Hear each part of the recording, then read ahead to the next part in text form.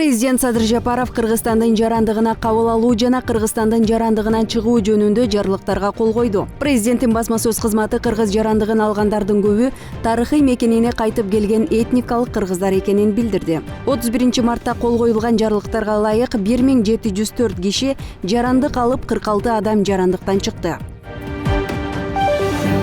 Кыргыз Республикасынын президентинин Жалал Абад облусундагы ыйгарым укуктуу өкүлү Абсаттар Сыргабаев Таш көмүр шаарынын жана Шамалды Сай шаарчасынын жашоочулары менен жолугушту. Тургундар шаарчага шаар макамын берүү талабын көтөрүштү. Облус башчысы шаар статусун берүү боюнча облустук комиссия түзүлүп, иш алып барарын билдирди. Комиссияга эл тарабынан тандалган шаарча тургундары кошулуп, жыйынтыгы министрлер кабинетине жөнөтүлөрүн кошумчалады.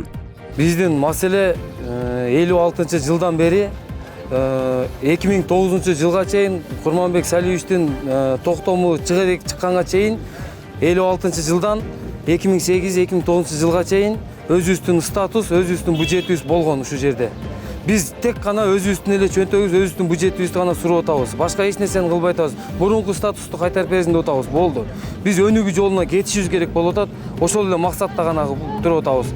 А биз лишний чыга албай атабыз. Баягы бөлүштүрүү жолу болот да, ар бир шаардын өзүнүн чөнтөгү болот, өнүктүрүү жолуна ход болот.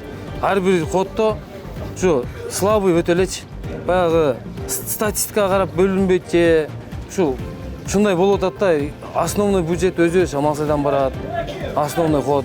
Мен эртең барып комиссияны түзүп, бүт адистерди бөлүп берейин. Ошол боюнча адистер Шамал-Сайда иштесин.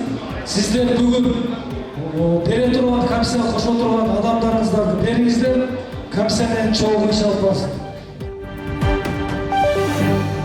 Билим берүү жана илим министрлиги мектепте акча чогулткандарга 20 000 сом айып салууну сунуштап жатат. Бул тууралуу министрликтин укуктук камсыздоо жана укуктук актыларды экспертизалоо бөлүмүнүн башчысы Бектур Ибрагимов маалымат жыйында кабарлады. Бул жаатта мыйзам долбоор жазылып, коомдук талкууга коюлган. Ал окуучулардын укуктарын жана эркиндиктерин коргоо максатын көздөйт.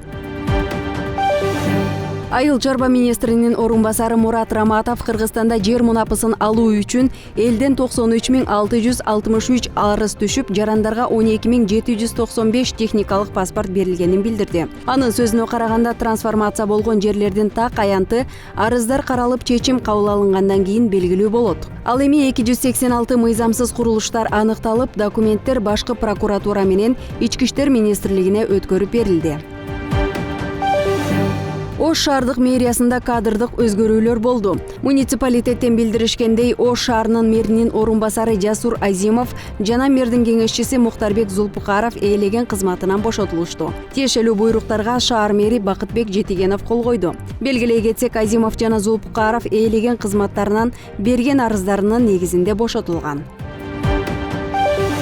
Пирамида жана 5-канал телеканалдары банкрот болгондугуна байланыштуу жоюлат. Бул тууралуу Маданият, маалымат, спорт жана жаштар саясаты министринин орун басары Чыңгыз Эсенгул уулу билдирди. Анын айтымында, бүгүнкү күндө телеканалдардын карызы боюнча мамлекеттик мүлктү башкаруу фондунун адистери алектенүүдө. Телеканалдарды Бишкек мэриясынын жана Кыргыз Алтын ачык акционердик коомунун балансына өткөрүп берүүгө мүмкүн болгон жок, деди ал. Reuters агенттиги прокурор Элвин Брейкке шилтеме берип, Трампка шайлоочулардан мыйзамсыз иш аракеттерин жашыруу максатында бизнес көз боемочулугуна барган деген айып тагылганын жазды. Кийинки соттук отурум 4-декабрга белгиленди. Трамптын тарапташтары тынч демонстрация өткөрөрүн айтышууда. Шаарда коопсуздук чаралары күчөтүлдү. Ак үй коопсуздук чаралары боюнча маселени талкуулоодон баш тартты. Бирок өкмөт окуя кандай өнүксө дагы баарына даяр экенин билдирди.